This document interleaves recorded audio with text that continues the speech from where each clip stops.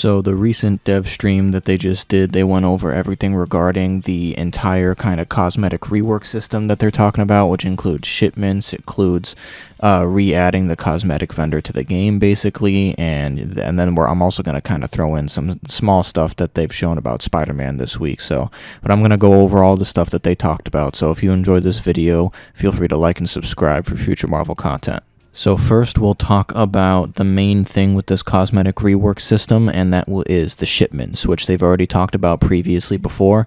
So when it comes to shipments, the UI, I believe they said, will be in underneath where the consumables are and like the pause menu and stuff.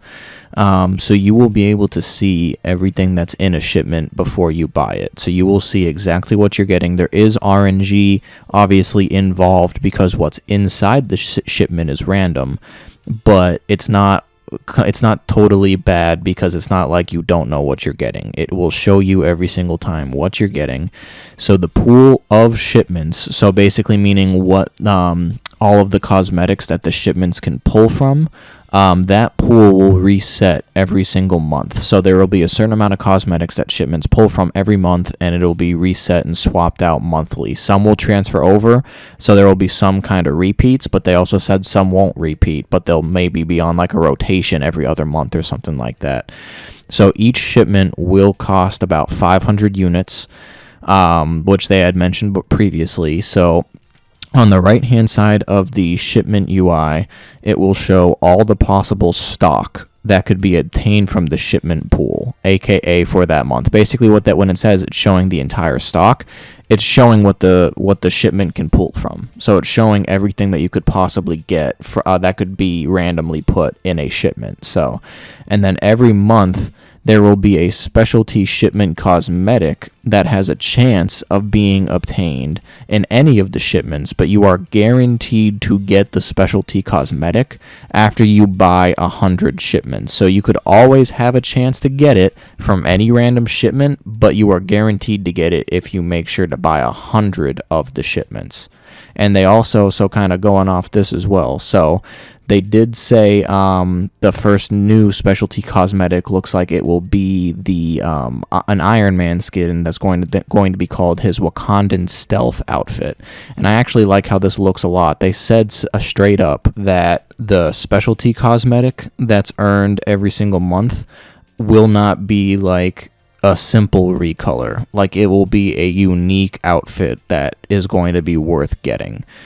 So they also did say as well, like, let's say if you open up a shipment, you see that it's an outfit or something that you already have, or a nameplate, or maybe even if you got lucky and you got the Wakandan stealth outfit early, and then you get to the 100 shipments that would have confirmed give it to you. Basically, these types of items would act as a duplicate if you already have it. So if it acts as a duplicate, it will be turned and converted into fragments, and the amount of fragments that you get will be scaled with the rarity. So obviously, if you have like a rare duplicate of something, you won't get as many fragments back. But then if you got a legendary duplicate of something, you'll get a sizable amount of fragments back. Now, going into what could be in a shipment. So at a minimum, they said every single shipment will have fragments, upgrade modules, and a nameplate. So there can be more things in the shipment, but at a minimum, that's kind of also what they're basing their price off of. So a nameplate, I think they said in the cosmetic vendor, would be 500 units. So that's basically what you're guaranteed to pay for. Is you're guaranteed to pay for the fragments, upgrade modules, and the nameplate. But these things have a chance to scale upwards. So like the fragments will stay the same. Upgrade modules have a chance to scale up and actually be polycoron, and then nameplates have a chance of scaling up and becoming takedowns or emotes. And then obviously there has a chance to be an outfit in there too.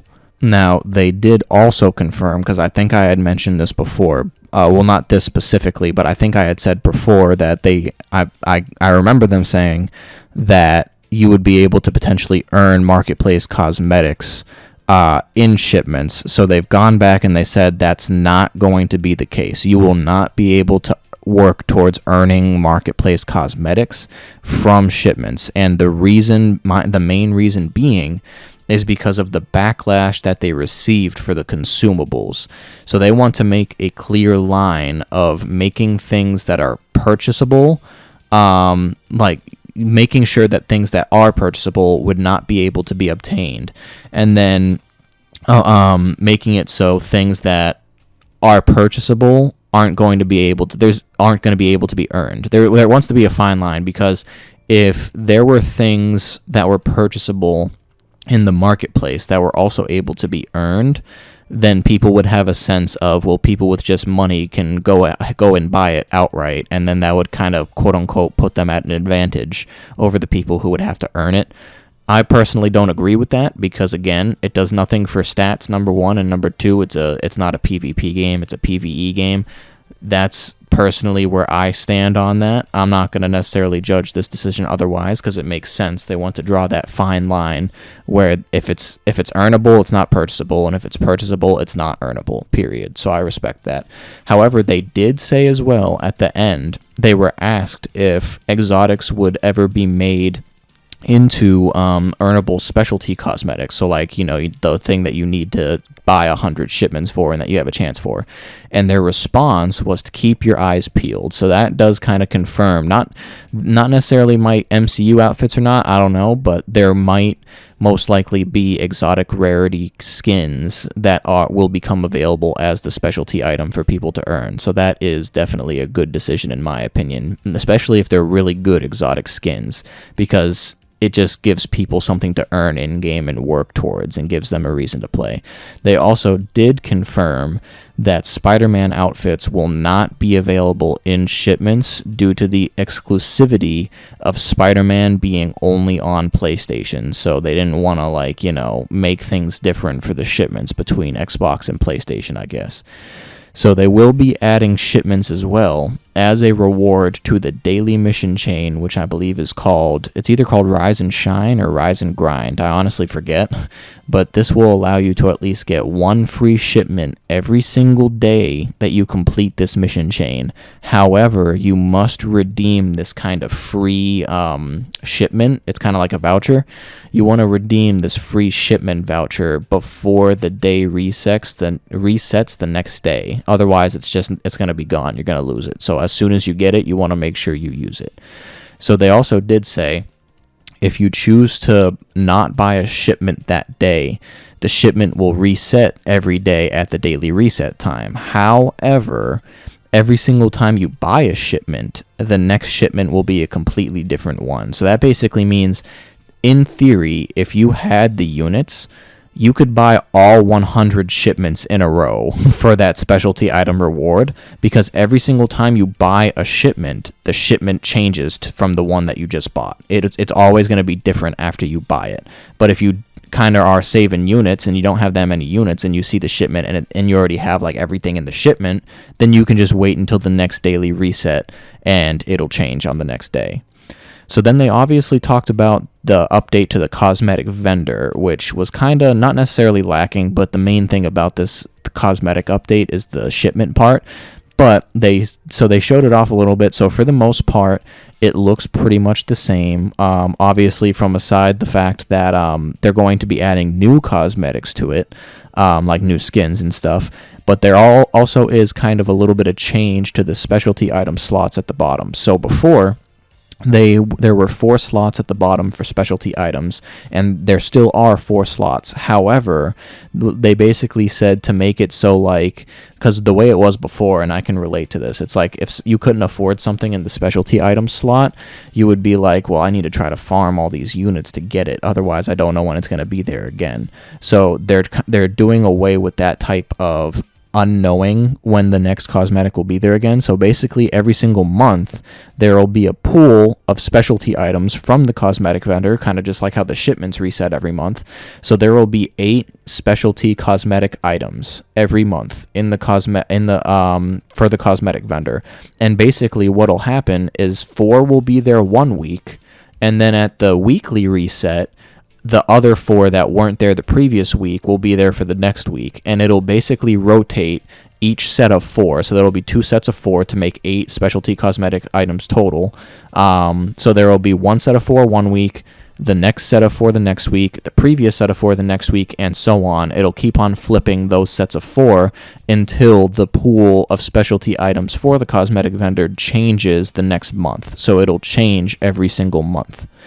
So they also said that cosmetic patterns are going to be coming back, and they will actually be added as a permanent reward for completing the weekly mega hive. So I actually think this is a really good thing as well, because it's just a third type of way to earn cosmetics in general and stuff. So I like that a lot. So it's kind of just to throw in some information about Spider-Man. That is pretty much all the information about the cosmetic vendor, but kind of tagging this on because it wasn't really enough to make its own separate thing. So this past week's blog, they talked very little about Spider-Man, and they hinted at his assault heroic to be kind of an explosive. So it's possible that his assault heroic looks like it's going to be like a web grenade of some kind. They also at this past dev stream, where they talked about all the cosmetics and stuff, they also revealed a new emote for Spider-Man at the end of the stream, where he was like holding a Hulk bobblehead and stuff, which was kind of funny. But for the most part, that about wraps up all of the new information we've gotten as far as cosmetic patterns go and Spider-Man goes this past week. So I think a lot of these changes with the shipments and the cosmetic patterns and stuff, I like it a lot. Like, I originally thought the War for Wakanda update, like, I feel like the game was going to feel really different after that dropped. And it did feel different, but it still kind of felt a little more of the same. But now I honestly truly feel that once Spider-Man and the Claw Raid drops and the update drops on the 30th, I feel like there will just be so much extra content that this game will definitely it'll just feel fresh, and it'll feel renewed after the 30th.